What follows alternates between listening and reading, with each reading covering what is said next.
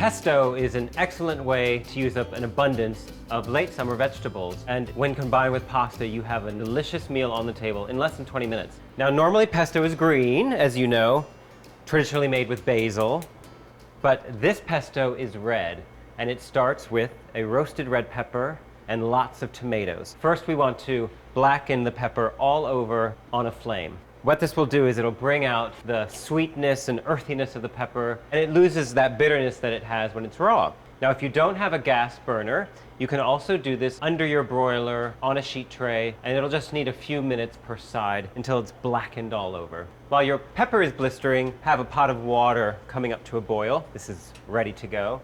And always, when cooking pasta, generously salt your water before you add your pasta.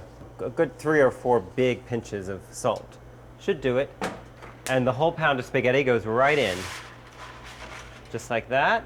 And that'll take about 7 to 8 minutes. Let's take a peek. Yeah, so the first side is nicely blackened, and we'll just carry on turning the pepper every few minutes until it's blackened all over. This is looking and smelling terrific. Now, right off the flame, pop it into a bowl and cover that with plastic wrap.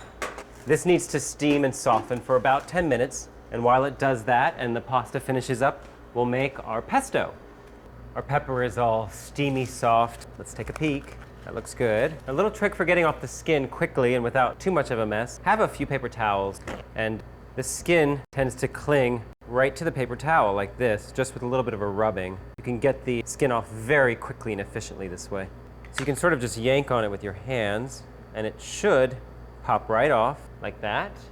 Now, all of those beautiful juices in there, we don't want to lose those. And just break this down into manageable pieces, and these can go right into the blender. Now, like all pestos, this Sicilian pesto is raw, so the only cooking you have to do for this recipe is the pasta and the pepper. Get the seeds off, a few more ingredients, and a quick whirl, and we're just about ready to eat. I also have 1.5 pounds of tomatoes here. They go right into the blender.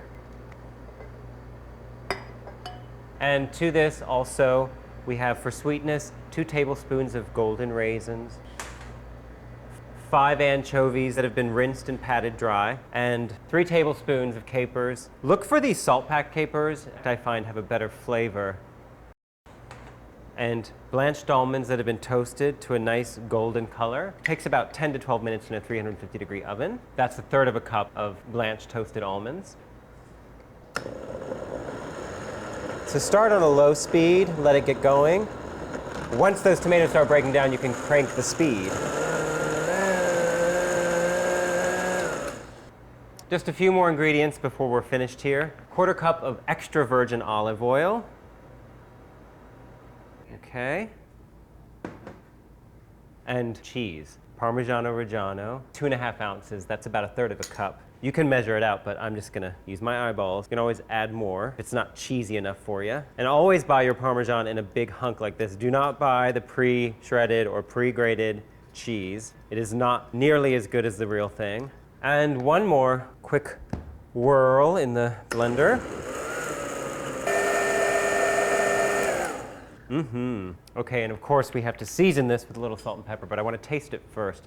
There is some salt in the anchovies and the capers, and of course the cheese. Pretty good. A little bit more salt, and freshly ground black pepper to taste. I like a lot of it here. And one more time to incorporate the seasonings. That's ready to go. Now all we have to do is drain the pasta. Spaghetti is drained. Just before you do drain the pasta, reserve 1 cup of the water. We're going to need that to help loosen up that pesto. And that can go right back into the pot. Now watch how easy this is. While it's still nice and hot, you want to pour that pesto right over it. I'm not going to use all of it just yet. We'll see if it needs to take all of the pesto. Give that a good toss right in the pot. You can see how that hot spaghetti is just soaking up that pesto instantly. I think it does want a bit more. And the smell when it hits that pasta is incredible. And then you can add as much or as little pasta water as you think it needs. This is looking pretty loose. Those tomatoes I had were nice and juicy. I do want a little bit of that salty, starchy water though. Okay, I think we are ready to plate here. So a nice big pasta bowl like this one will do a fine job. Into the bowl it goes. Yum, yum. And to finish, more cheese. You can also bring the cheese to the table. I like to give a few indications of what's going on in the pasta. So some coarsely chopped toasted blanched almonds, add a nice crunch to the finished dish, and parsley leaves. Parsley is ubiquitous in Sicily, and it works really nicely here with those tomatoes and that roasted red pepper. Whole leaves and little sprigs will do. No need to chop. Oh yeah.